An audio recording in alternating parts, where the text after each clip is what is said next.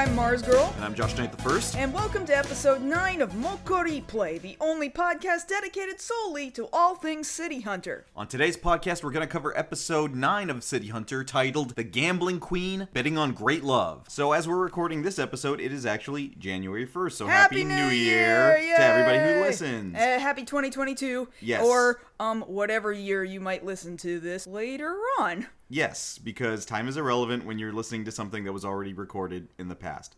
Yes. Thank you. So this week we're covering a gambling episode. There are multiple gambling episodes, but I think this is the first time, and we're going to see this ramp up now through the series, where there's yakuza influence in play. Was this the first one? Was there not another one before this? Not that we've covered, because we can go back over it right now. Look at you flipping through this Yes, notebook. because we have a notebook here, a handy-dandy Mokkori notebook that lets us know what's happened in City Hunter. Because last week... You don't even know! Oh, hold on. You don't even know! No, I'm pretty sure we haven't No, yet. you don't know. No, I'm gonna check right now. I might even leave all this in for comedy's sake. Let's see. Did the guys who killed Makimura count as Yakuza?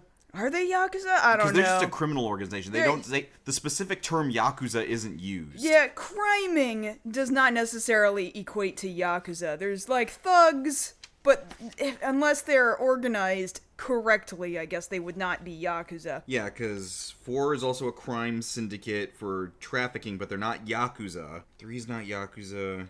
2's not Yakuza. No, this is the first Yakuza case. Okay, cool, because the Yakuza are never gonna stop coming after this. No, this is our first direct interaction that we have with the Yakuza, and it's only gonna get bigger from here. And that's something that means a lot to us specifically, because like we mention a lot, both here or if you ever talk to us in person or on Twitter, we played a lot, really the whole thing. We played all of the available Ryuga Gotoku games, the Yakuza series, and they all take place around Shinjuku. Yeah, well, specifically Kabukicho, which you see right in episode 1 of City Hunter. Kabukicho is inside of Shinjuku. It's just a smaller red light district part of Shinjuku. Right. Yeah, that's largely where Yakuza takes place, like 80% of the time. And largely that's where City Hunter is taking place, there around Shinjuku. In fact, I know this is jumping ahead to one of the more recent movies. In fact, the most recent animated movie from 2019, Shinjuku Private Eyes. Right in the opening scene, they're driving through Kabukicho. And right there by the Toho Theater. By the Toho Theater, and they save the Godzilla head on top of the Toho Theater from being hit by an RPG. Yeah, I mean, we talked about that in episode 0. We did talk about that, but that's kind of the area that Shinjuku is, just filled with Yakuza, or at least it really was at the time. My understanding is that that part of Shinjuku now is not nearly the crime bed that it once was, at least for organized crime. But historically speaking, and they reflect this in the games, it's also reflected here in the media of the time, being City Hunter, that there was quite a bit of crime going on at the time. I mean, there's still crime going on there, it's just not necessarily all organized. Right. But here specifically, for those of you who have played those games, I'm bringing that up for a reason, because there's a lot of side things you can do with those games having to do with gambling, and this whole episode is about gambling. So we started off our case this week learning about our client, who is Yoko Makino. She is a supposed psychic card dealer who has the ability to correctly guess with, she says, almost 100% accuracy, but we never see it drop below 100% this whole episode. She's able to accurately pick out a card from any way you cut a deck. Doesn't matter where, she will tell you, oh, you're looking for the One of Hearts, boom, it's right there. You're looking for the King of Diamonds, boom, it's right there. She just immediately has that ability to do that. And I legitimately believe that they're trying to play it off like she's psychic, that this is a supernatural thing. And I realize we were talking before about, well, this also looks a whole lot like Rain Man. For my money, it does. I understand that. That having been said, I just don't think they're playing it that way. They're not playing it like she's on the spectrum or something, and because she's on the spectrum, she's really, really good. They're really playing it like, no, believe us when we say she's psychic. Well, because here's the way they describe it in the episode. In the initial meeting that she has with Ryo, she talks about that she has the ability to do this, to cut cards and be able to correctly pick out where a card is in a deck. her father had the ability. So in that phrasing, they try to make it sound like it's hereditary, like it's some kind of weird psychic ability. But in the demonstration of it, her asking Ryo to cut cards however way he sees fit, and then correctly guessing where everything is in a suit, or being able to correctly guess how many coins have been dropped on the ground and guess the exact amount and which ones. Those are very similar to scenes in that movie in Rain Man, where Raymond, the character there who in that movie, the character has high-functioning autism where he's able to do very well with math problems and things like that. And two of the things he's able to do in the movie is be able to immediately count toothpicks that have been dropped on the ground and know instantly exactly how many there are, or be able to count cards accurately at a blackjack table, which is what she's there to do. I understand that there is a possibility that they might have seen Rain Man, and then maybe taken some inspiration from that and wanted to make an episode where somebody was really good at that. That having been said, I don't think they're directly trying to make her Rain Man. Much the same, I don't think they're directly trying to make her psychic, because in other episodes, and this does come up a lot in the series, when there's a character who supposedly have some kind of like ESP ability or things like that, they put that little glimmer effect around them like they have some kind of an ability, and she just never does that. Yeah, but see, this is exactly why I think we should just believe them when they are telling the audience, oh, I'm psychic, because this isn't the only episode in which something supernatural happens, which is really weird because most of the series does not deal in the supernatural, but every so often they pepper like, one in. Once in a while you get a ghost. Yeah, once in a while. something like that, yeah. Maybe 3 episodes out of the whole series you get a ghost. And that might be an overestimation, I think. No, like not necessarily just a ghost. Ghosts, ESP, psychic abilities. Yeah, that happens a handful of times. But the X-Files, this is not. No, this is a funny crime story about a guy who's really horny on Maine. Yeah, so regardless of what it is, Ryo can't keep his hands off the lady. So even when she's trying to show off her ability, his entire goal is just like, well, I'm gonna outdo her at her own game so that I can grab her boobs. Yeah, and admittedly, she seems to be playing that in her favor there at the beginning when her character is introduced, that she is aware of her own body type. It's a distraction that she utilizes to do what she does easier. So for this episode, talking about the Yakuza, there are 2 factions of Yakuza that are at war over the turf there in Shinjuku. The Kiekai and the Koenkai. Kiekai is the group that is employing Yoko to gamble for them for the rights to have the territory of Shinjuku all to themselves. The Koenkai are aware of this and want to rub her out. Well, the Koenkai, they want to gamble for the territory, and okay, forget it. These Yakuza groups have names that are way too similar to each other, so I'm gonna call them Group A and Group B. And Okay. Group A, Yoko is employed under Group A. The Kiekai, yes. Group A. Oh, please don't bring up their names again. They're way too similar to each other. That's exactly why I divided them into Group A and Group B. Okay, well, keep saying Group A. Group A is the one that is employing Yoko. Group B wants the territory that Group A has. They have decided to have a gambling contest in order to take over this territory. Right. Yoko has agreed to do this on the condition that if she does it and if she wins, they will set her free. They will just let her go. She will not be under the Yakuza anymore. Well, Group B has figured out, oh shit, they got a gambler who's fucking psychic, so... Yeah, they want to get rid of her. So, yeah, like, your explanation didn't make sense, though. It totally makes sense. No. So they said, well, look, we gotta get rid of the psychic chick so that we can win and then take over the territory. And so that is why Ryo has been brought in, because Yoko's like, hey man, so all that stuff, I don't want to die, so defend me. Yes, and Ryo, of course, agrees to this on the conditions of... He laughs like that so much in this episode, and I love it every time he does it, because it's so unique to him. Like, I've heard a lot of pervert laughs in anime, alright? But Ryo's very specific, you know, that... Like, it's such in the throat. Yeah. Like a horny clown, is what I'm telling you. Like a scary, horny clown. Like, they need to put that in. You don't even need to say the scary part. We already know that because you said clown. Oh, okay. Yeah, for those of you that already think clowns are scary. I'm one of the few people in the world that don't think clowns are scary. Well, not circus clowns, okay? Now, if that circus clown was not at the circus and instead was in your house, yes, that would be scary. And also wanted to bone me. Like, the whole thing about it is horny circus clown. is how I'm describing Ryo. And then he takes the wig off and it's just Ryo. Yeah, and he does that weird face change that he does from goofy to serious. Uh-huh. There was a good gif of that on Twitter this week. I need to remember to retweet that. Sure. Point being, so, like we were saying, there's not a lot of supernatural elements to this episode, but just in case you thought the kinda sorta psychic ability of Yoko wasn't enough, we brought in a fake vampire. Yeah, I don't even know why they're calling him a vampire. That didn't really make sense to me. They're So- just like, oh, he needs a cool name. We're gonna call him Vampire Ryu. Yeah, Vampire Gambler Ryu, which is not to be mistaken for Vampire Princess Miyu. That's a different series. I thought it was funny, like, that's how his name ended up in the subtitles, but the Japanese delivery was Gambler Vampire. Which is weird enough as it is. So this guy, he's a goth kid of some variety. He's got... But also, he's really good at cards. The goth kid that's good at cards. The goth kid that's good at cards. Like, if he wasn't doing this, if he wasn't doing blackjack, it'd probably be magic. I'm just saying. Well, he gets there. He gets there. He gets to making that decision. Okay, so let's describe this guy to you for a second. Like, this weirdo over here, he's got the slicked back hair. He's got what I assume... headcanon, fake scar over one side of his face. He does have a scar, but yeah, I guess now that we know him by watching the episode, I would totally believe that that's just makeup. Yeah, he's got a cape. He's basically kind of Batman, but a wuss.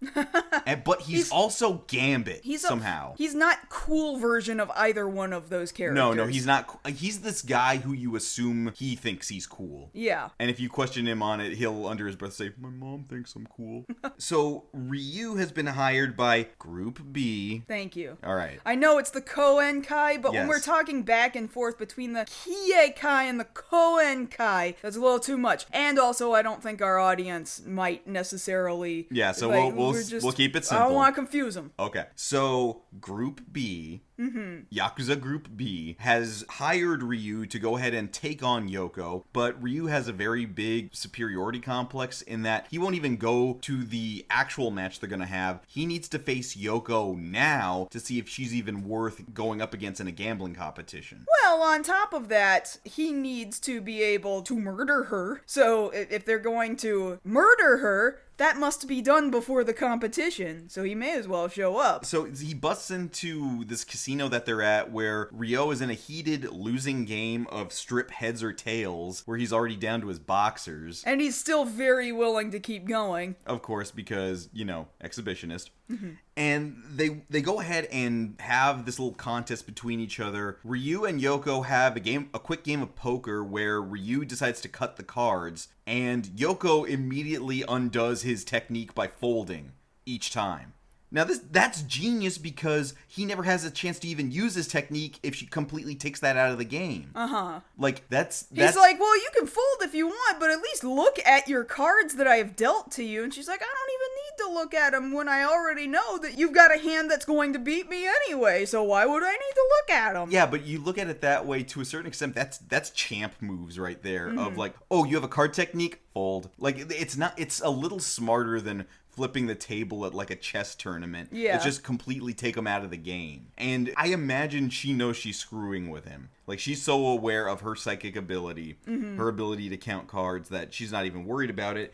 And this only pisses off Ryu enough to want to murder her out in the alley. Well, okay, before we get to that part, Vampire Ryu not only is cutting the cards weird, Yoko's like, okay, we can do one more game, but you have to let me cut these cards. And he still bypasses that by doing a sneaky sleight of hand. I'm taking these cards and I'm gonna flip them right up here on top of the deck, and it's still gonna be in my favor. And really what he's doing is he's setting himself up to be able to call it like, I'm gonna beat you with a royal straight flush. She realizes, oh, well, if he's going to do that, he's going to move the cards he needs for that to the top of his hand. I'm just going to throw that off by one card. That way he can't have it. Because she's that good at being able to determine where the cards are in the deck. Which is a pretty boss move. Yeah, pretty boss move. And again, it's like, but I wanted to be cool. Like, that's his whole character. Like, dude, you're not a vampire. You're like, yeah, I suck the luck out of people. Like, suck the luck? That's already a weird I don't thing even know anyway. how, like, you're not even explaining how that works, man. And clearly it doesn't work. It doesn't work for you, man. You just play against people who aren't good. That's all that is. Yeah. And then you put on a cape and And then you go, blah. Okay, he doesn't go blah. he doesn't go blah.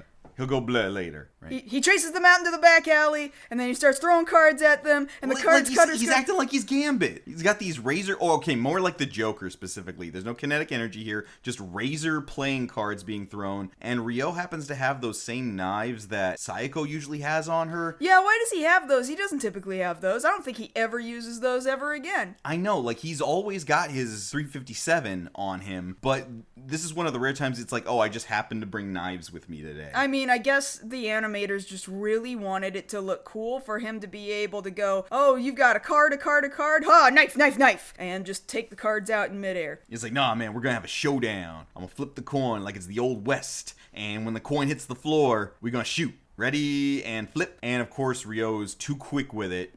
Gets his shot off before dude even has a chance to unholster his gun and manages to break a couple of ribs in the process. Well, he broke those ribs because the bullet connected with dude's gun, which was still against his chest because he was that slow against Ryo that he just couldn't even reach in and grab his gun in the first place. Which, you know, Ryo knew exactly where to aim. He knew he wasn't going to get that shot off. Good on Ryo for knowing how to incapacitate the guy. He's not here to kill the guy. It's like, nah, he's already been embarrassed once before. I'm just gonna knock the wind out of him. See, he would have killed him if he was actually a threat, though. And this is how you know this guy was not in any way, shape, or form a threat. Because, what an embarrassment this dude is. This is really embarrassing. But, unfortunately for Ryo, he has figured out the very obvious weakness that Ryo has. He likes the ladies. And so he spends the next day pleading with Group B. Hey, I think I know how to take the bodyguard out of the equation. Just give me a little bit. I got something set up. And as Ryo is having to guard Yoko, literally every woman in Shinjuku starts just throwing themselves at him. He's just hired a bunch of women to just be like, hey, look at my boobs. Check out my bikini. The first time he runs into one of these women, he's gotten up from a restaurant table and he's going into the bathroom. A bathroom which is labeled gentle. With a little top hat. Lady in the bathroom's trying to really distract Ryo, keep him from being able to come back out and be able to protect Yoko. Yoko comes to check on him, and the subtitles, I've noticed a couple of times throughout this release of City Hunter, there's just a couple of little liberal spots that are really funny in this translation. I like them, but they are kind of different from what is literally being said. Like, what she's literally saying as she's coming up to the bathroom to check on Ryo is, oh, I wonder what he could be doing. But the translation in the subtitles says, I wonder if he fell in. Yeah, like, that's a localization choice. I mean, it's close enough to get the point across of, I wonder what he's doing. But to be fair, it is totally something that we would say here. Like, yes. Man, why is he taking so long? Did he fall in? Like, people say that here. Yes. And so once Ryo is determined, oh no, they figured out my horrible, horrible weakness that I wish I could give into, the only choice I have to keep protecting you, Yoko, I have to dress up as a woman. We're gonna Mrs. Doubtfire this mess. And so he goes around dressed up. He doesn't give himself a name like he does, but usually when he does this, when he has to dress up in women's clothing for undercover work, he usually refers to himself as Ryoko. He's done that a couple of times. He's called himself Ryoko, but there's no need. There's no need to introduce himself. Yeah, because the thing about it is, for a grand total of maybe like 3 minutes in the whole runtime, is he dressed that way. Uh-huh. Because it's only enough to get her, not even to the location of where they're going to have the gambling competition. They get to a park and then they get rounded off into a corner or into a standoff with Ryu. Vampire guy.